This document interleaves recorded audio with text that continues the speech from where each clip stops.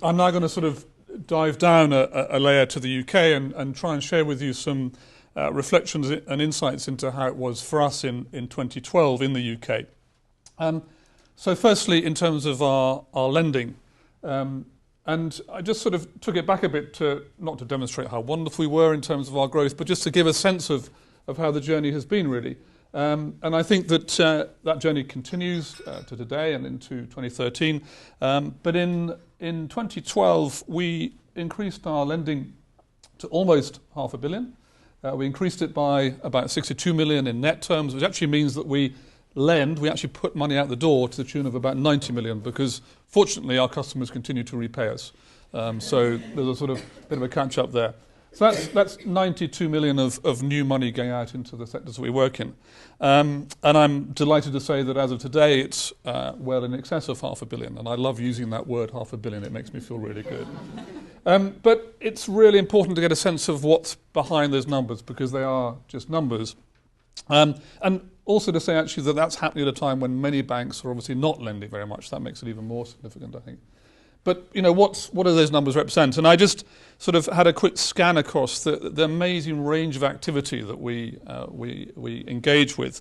So from £250,000 that we lent to the Avon Riding for the Disabled group, and they have 200 disabled and 200 able-bodied people every week riding there, and we've helped them to get more solid in terms of their future.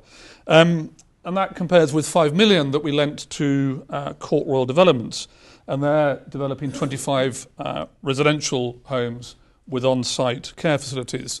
In the renewables area, we lent just over 1.5 million to a hydroelectric plant in North Wales, which will generate 3 million kilowatts per hour.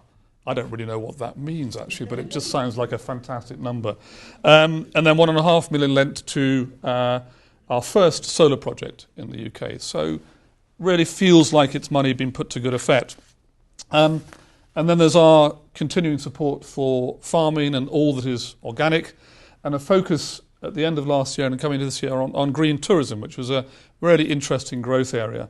And we've introduced a financial incentive to support those people working in the ecotourism area to get a higher accreditation. So if they get that higher accreditation, they get a slightly better interest rate. And it's really interesting how that's motivated some people to take that extra jump. So, and then there were savings. And this is a really interesting area. And you can see there's quite a significant shift in our savings balances in 2012. We raised almost 100 million. I'm still slightly cross with my head of savings that he didn't quite hit that 100 million, but he did a fantastic job. The whole team did a fantastic job. And I'm going to talk a little bit more about that in a moment. And it was across the board, so both personal and business savings. It was a fantastic achievement. And of course, we need that to be able to fund our lendings. And then a brief look at what was happening on the cost and the income side, because of course our financial sustainability is, ranks alongside our social and environmental sustainability. And you can see there the impact that the crisis had. Peter was saying that we're not immune to it. The reduction in base rate had a significant impact on the way we do our business in the UK. And we really had to sort of gird our loins and deal with that. And you can see how the income has got back onto a positive footing since then. And yes, we've seen some increase in costs, but we've seen significant investment in this building and in other things that are really important to support our growth. So I think I would characterise them as good costs and, as I say, income rising as well. Peter mentioned a few things. I mean, I'm sure you've noticed there was a lot of activity in the financial sector last year. Yeah, did you notice it? I don't know. So what do we have? We had LIBOR fixing. Such a nice term, that LIBOR fixing. And we had mis-selling. We had banks selling products to people that they could never use. Absolutely scandalous. We had bonus scandals. We had money laundering. All of which in some ways were really marketing gifts to us. That's what they were. So what do we have in the UK? We had this wonderful Move Your Money campaign. Not ours. It was a national campaign. And they chose us as one of the banks that people should move money to, which was incredibly supportive of us. And then we have this unintended consequence of some of this money coming into the system. It was a funding for lending scheme, government scheme. They gave banks money, and what did the banks do with it? They said, well, we don't need to raise deposits now. So they slashed their deposit rates. Now, what we chose to do was to sort of ride that wave. We didn't know where it would go, but we chose to ride that wave, which gave us a huge opportunity to be more visible, to have more competitive rates, even though they were more attractive to us. And that was the consequence, that lovely rising blue line there at the end in terms of what happened to our deposits. And as I say, in 2012, enabled us to almost raise 100 million of new money, which we can then use to lend.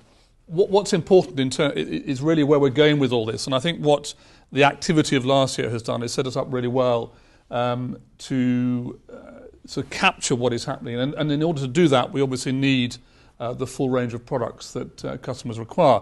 I'm really pleased that we're going to be launching our retail funds next week. And what that means is that actually people have the ability to interact with us across the whole spectrum, from what I would call normal savings products, through equity ISAs, into listed funds, and then direct investment, which I'll talk about a bit more in a moment. Another part of what we are bringing to savers and investors in the UK is this ability to invest directly.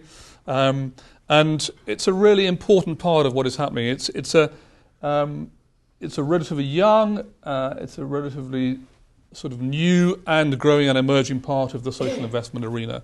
And I think our corporate finance team is playing a really important role in terms of helping some of these organisations come to the market, come and interact with investors who want to invest in this way.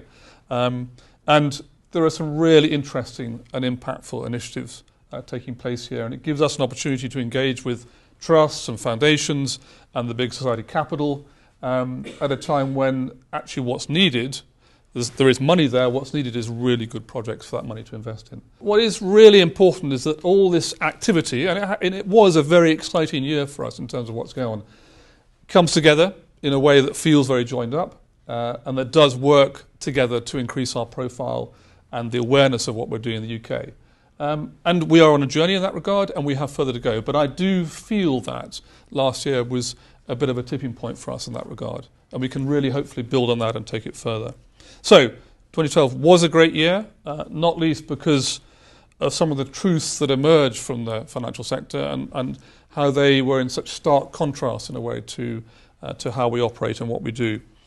And of course, we can't do that without the support of this group here in terms of giving us that really important capital that Peter mentioned, that capital that actually we have more of than the commercial banks. But maybe they'll have to get up to our level at some point. So thank you very much indeed.